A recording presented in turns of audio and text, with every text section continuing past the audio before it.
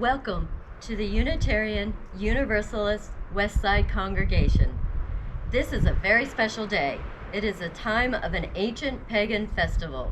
Some people have called it the Forgotten Festival because it doesn't get as much attention as other festivals like Yule in December. But it has inspired many events throughout history. There are different names for this festival. Some people call it the Festival of the First Fruit because it happens at the time of the first harvest. Today we'll explore the roots of this festival and why it might be important to us now. My name is Lisa Keir. Our speaker today is Carol Eaglehart, who will begin with opening words from Starhawk. Earth Mother, Star Mother, you who are called by 1,000 names, may all remember we are cells in your body and dance together. You are the grain and the loaf that sustains us each day. Within you, we are born, we grow, we live and die. You bring us around the circle to rebirth. Within us, you dance forever. Each week, we set aside time for announcements that are important to our congregation. Today is the day we are collecting food and other items for Storehouse West. Canned and dried goods, health and hygiene products, and reusable plastic bags are all helpful donations. You can bring your donations to the church from 10 a.m. to 2 p.m. and one of our members will be here to receive it. Be sure to wear a mask. David Kuhn is wrapping up the final details for our first ever online class. Please contact either David or Reverend Nancy if you would like the information sent to you. The class will focus on the book, The Unitarian Way by Philip Hewitt. One of our traditions in our Sunday service is to light a flaming chalice. If you have a personal chalice or a candle at home, draw it close to you now, and we will light them together, speaking these words. We light this chalice in honor of the first harvest of the season. We open our hearts in gratitude and love. Each week in our service, we take a moment to remember the animals that share this earth with us. Here is Bram Kess Heck with our animal ministry moment. Hello. We have forgotten what rocks, plants, and animals still know. We have forgotten how to be still, to be ourselves, to be where life is, here and now. This is a kitty named Pepper. Pepper says, knowing that my human will never understand how long her 40-hour work weeks are in cat years and what it's doing to our relationship. If I could impart one piece of advice to all young kitties beginning their career as house cats, it's just that you should work smarter and not harder. I remember when I was a young kitten, barely old enough to grow a hairball. No matter how many times I'd shred the toilet paper into a lifeless ply of 2-ply fluff, the next morning I'd wake up and the roll wouldn't even have so much as a scratch. It's like someone cleaned up all my work and put a fresh roll on while I was asleep. All of my diligence and hard work was wasted. It made me begin to question why I was working so hard to destroy toilet paper. It wasn't making any lasting changes. The world wasn't becoming a fluffier place. Now I stick to projects that make the difference, like chewing on my human's bikini straps. When those unexpectedly unraveled at the beach, it's a memory that lasts a lifetime. Every week, we pause and celebrate our gift of love and commitment. Thank you for everything you do to help support this congregation. Your gifts of time and your gifts of money are important as we work to sustain our presence here during this pandemic. For all these things, we are grateful. We have started a new tradition in our Sunday service, a moment for friends and family. We miss seeing each other in person, so each week we are including a glimpse into the lives of one of our friends and family. Today's moment features Michelle Martin. Today we're joining UU Westside board member Michelle Martin at her shop in Corrales. It's a new venture for her. I asked her how she got interested in it. A long time ago, when I lived in Truth and Consequences, I had a store very similar to this, but about 1/3 of the size. It had always been in my mind that it would be nice to be able to open a shop like this again, but one has to work. And so that dream kind of went on the back burner, and I worked for a long time, first for the state, and then I was able to move into health and wellness. She heard about a treatment room available at the rear of this shop. And from the time I walked in the door, even though the store wasn't completely assembled yet, I just had this very warm and inviting feeling as soon as I walked in. She moved in, and some of us from the congregation have come to her here for massage therapy and for energy work like biodynamic cranial sacral therapy. Then at the beginning of this year, she heard that the owner of the store was going to sell it. And I was like, wait! I had no investment capital, so to speak of, and hadn't checked my credit score in many years because I was just, eat, sleep, work. And lo and behold, I was able to get a loan and bought the shop. And so here we are. The store has clothing, tapestries, jewelry, crystals, tarot decks. We have tapers, we have these larger candles, and then we have some small, tiny candles as well. There is incense, pottery, and even organic tea. There is an atrium and a gallery. Michelle also rents out a section to a woman who brings in antique and vintage items. Everywhere you turn, you discover interesting things. Talk about timing though. I opened March 1st and closed on, I think, March 18th, and was closed for a while, but I decided that I needed to not just sit at home, and I went and spent time building my online shop, which has worked out well. I wasn't initially intending on having an online shop, but it happened. And so that's doing well, and the store is seeing more people. It's all trending upward. Hopefully people will behave with the masks and all the coronavirus stuff so that we can continue to be open and offer beautiful things to people.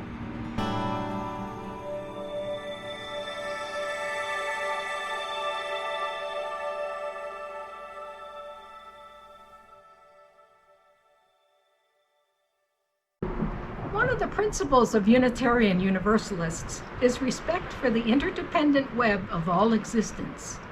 And we don't stand outside that web of life. We're a part of it. Ancient people understood this. In their rituals, they would acknowledge the life around them, the spirits enlivening each tree and plant and blade of grass. Turning to each direction, they would honor the life surrounding them. Imagine now the life energy of an ear of corn, that delicious summer treat. In the East, we honor the spirits of the corn, the golden kernels that nourish our bodies. Imagine now the life energy of fresh red tomatoes. In the South, we honor the spirit of those bright red globes that add such flavor to our meals.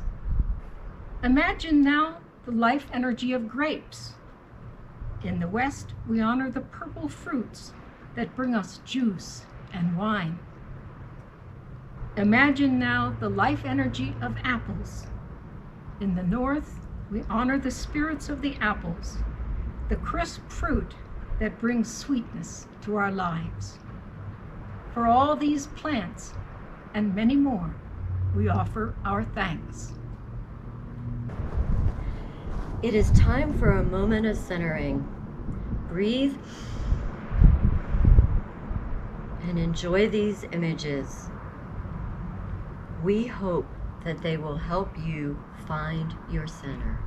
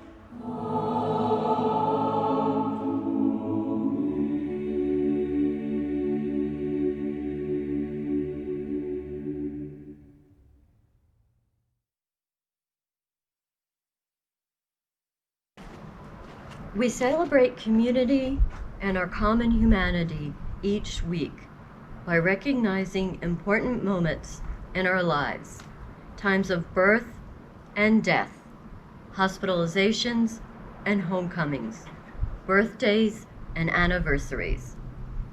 This is the time we set aside to share those events in our lives, the joys which will be magnified and the concerns which will be held in the embrace of this community. A joy this week is about Lonnie's little granddaughter, Olivia Faith. Olivia was born 6 weeks ago at 2 pounds 9 ounces. She now weighs in at 6 pounds, which is excellent. Doctors expect it will be another 4 to 6 weeks before she's weaned off oxygen and eating on her own. Then she can be discharged home. We rejoice with Lonnie in her progress. We were sad to hear what happened to Bram this week. She was all prepared on Tuesday for surgery that would help with her chronic pain. But the procedure was canceled at the last minute because her insurance refused to pay for it. Our thoughts are with her. We also light a candle for Jamie. She had a bad fall on June 11th. But the doctors this week say her fractures are healing as expected. We light one final candle for the joys and concerns that remain in our hearts. As is our tradition for the victims of racial violence, for their struggle, and for their lives, we light a special red candle. Here is our reading for today. The power of the harvest is within me. As the seed falls to the earth and is reborn each year, I too grow as the seasons change. As the grain takes root in the fertile soil, I too will find my roots and develop. As the smallest seed blooms into a mighty stalk, I too will bloom where I am planted. As the wheat is harvested and saved for winter, I too will set aside that which I can use later. So what is this forgotten festival, and what does it mean for us today? It's not surprising that you've never heard of it before, because the last time it was officially celebrated was in the year 1169. But it has inspired many festivals and fairs since then. And there's an ancient story about it. Once upon a time, long, long ago in Ireland, there was a goddess named Taltu. She was a very kind goddess, and she became concerned about humans having enough to eat. At that time, Ireland was covered with steep mountains and dense thickets and huge rocks, and there was very little space for humans to plant crops to feed themselves. So Taltu decided she would clear some space, create some open land with good soil so that people could do farming. She worked and she worked. She carried away the huge boulders, and she cleared away the dense thickets, and she gentled the steep mountains, until finally there was beautiful land where people could grow their own food. She worked so hard and so long that by the time she finished, she was exhausted and she died. Now Taltu had a foster son named Lugh. Lugh loved his foster mother and was very sad when she died. He decided to create a festival to honor her. And this was no little bitty one-day event. This was a huge festival that could go on as much as 2 weeks, and he invited people from all over to come. He sacrificed a bull, which meant that they could have a big barbecue, and there was singing and dancing, but most important, there were games. There was high jumping and pole vaulting and weightlifting and the throwing of darts like javelins. And we're told that these games were actually older than the Olympics in Greece. And because this festival was created by Lugh, they called it Lughnasadh. And it was so important to the people that the word for the month of August in Gaelic is Lughnasadh. Now we usually think of spring as the time for romance and young couples getting together. But Lughnasadh at the beginning of August had some very romantic traditions. One tradition involved a high stone wall. Now the young men were on this side of the wall, and the young women were on the other side of the wall, and the wall was so high that they couldn't see each other. But there was a hole in the wall, just a little bitty hole, and one of the young women from her side would stick her hand through the hole in the wall, and if a young man came and clasped it, then they could be together. Now the trick was that you couldn't see who you were getting, but it didn't really matter because it only lasted for a year and a day. And if you decided you didn't really like each other after that amount of time, then you just went your separate ways and no hard feelings. Now the hole in the wall became a thing over time. You didn't have a wall, but you had a big standing stone with a hole in it. The Druids would use it to marry people.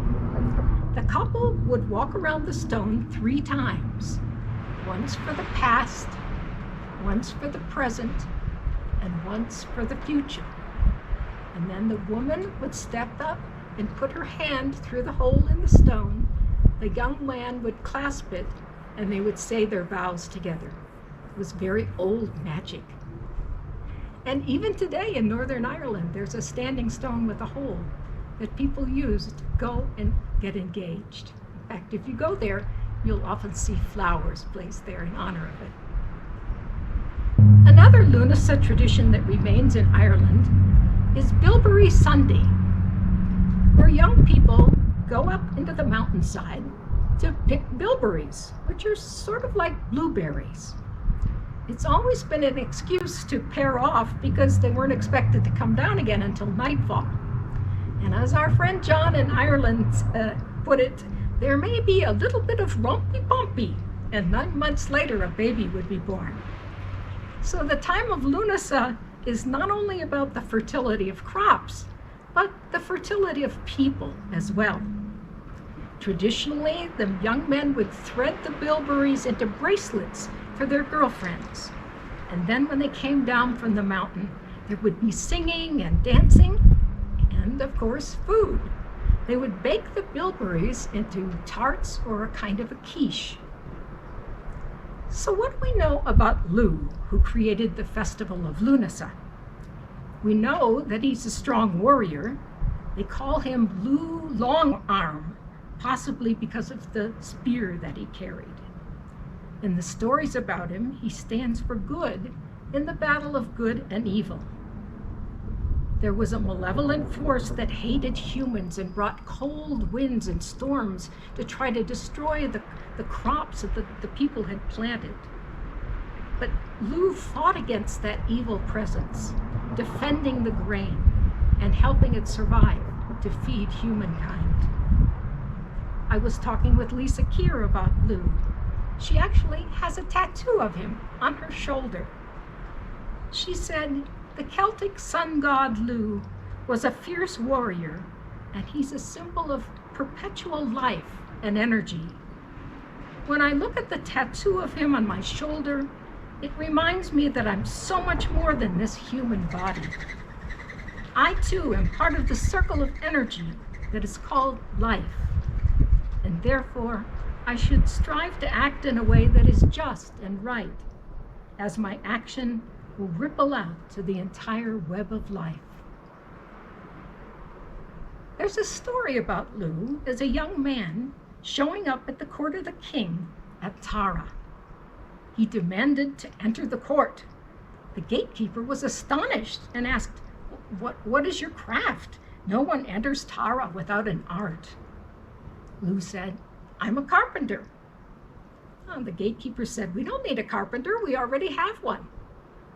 So Lugh said, I'm a smith. And the gatekeeper said, well, we have one of those too. So then Lugh said, I'm a warrior. And the gatekeeper said, well, we already have a champion. So Lugh said, I'm a harpist, a poet. And the gatekeeper said, oh, we already have an excellent bard. Lugh said, I'm a worker in bronze. Nope, we have one of those.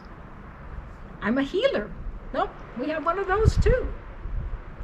So Lugh thought and then said to the gatekeeper, you go and ask the king if he has a single person who can do all of these things. And sure enough, Lugh was the only one. So he became part of the king's court. Now what does that mean to us? Lisa told me just as Lugh had learned many crafts and trades, I too have learned the value of being a well-rounded person with the ability to offer more than one service to my family and community. Yes, Lugh reminds us to learn and explore and be well-rounded. It's been almost 1,000 years since the last official Lughnasadh festival. But from that ancient festival, many wonderful summer events have sprung. For example, there's Puck Fair in County Kerry. It's a scene of great merriment, drinking and dancing and feasting. And the feasting is important. Food is one of the central themes of ancient religions. Think of it. The mystery of a tiny seed planted in the dark earth that shoots forth to provide the makings of a meal. It's as if placing the seed in the womb of Mother Earth, she would nourish and sustain it, magically transforming it, just as a woman would nurture the seed in her womb to produce a child. Grain is one of the most important symbols of the nurturing goddess. Food. Who doesn't love that first bite of fresh-picked local corn? Or eat a fresh-grown tomato? These things are a delight. And one of the gifts of paganism to Unitarian Universalism is a celebrating of the senses, taking joy in delightful things. The charge of the goddess, which is included in our UU hymnal, has a line that says, "All acts of love and pleasure are my rituals." This is the voice of the divine speaking. All acts of love and pleasure are my rituals. This is very different from the religious traditions in which some of us were raised. The Presbyterians would never say that. In the Calvinist tradition, it was all about duty, all about work. But think of it. All acts of love and pleasure are my rituals. We are free to delight in the golden corn, the red tomatoes, the purple grapes, the crisp apples. And who doesn't love the taste of fresh homemade bread, made from the grain of the first harvest? Lughnasadh was a celebration of abundance. Long ago, July was known as the Hunger Month. That's because back then, people would store their grain in bins, and it had to last a whole year until the next harvest. The grain was very carefully doled out because the grain could be made into flour, and the flour could be made into bread, and bread was one of the staples of their diet. They couldn't just run down to Smith's for a loaf of bread. By July, the grain bins were very low and sometimes empty. No grain, no flour. No flour, no bread. And the people went hungry. So imagine how welcome Lughnasadh was, the harvest of the first grain. They would use that first grain to bake a loaf of bread, and that loaf was used in a ritual. Sometimes they would climb a mountain and break the bread on the mountaintop. In Ireland, people still make pilgrimages at this time of year to the mountaintops. 1 million pilgrims climb the mountain called Croagh Patrick each year, 40,000 of them at the time of Lughnasadh. We are entering into hungry times because of the pandemic.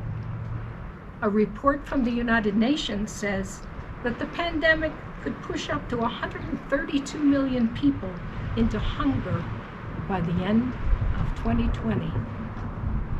This year, there are more people than ever lining up at food distribution places like Storehouse West. People are going hungry. More than ever, this is a time to remember to share with others. Lughnasadh not only symbolizes abundance, it symbolizes sharing with your entire community. In later years, when Roman Catholicism came to Ireland, the church recognized how important Lughnasadh was to the people, so they renamed it. They began calling it Lammas, which means loaf mass. People would bring their loaf of bread to the church to be blessed, a loaf baked from the first grain to be harvested. There were also processions to bakeries where the clergy would bless the bakers. So what does this ancient forgotten festival mean to us today?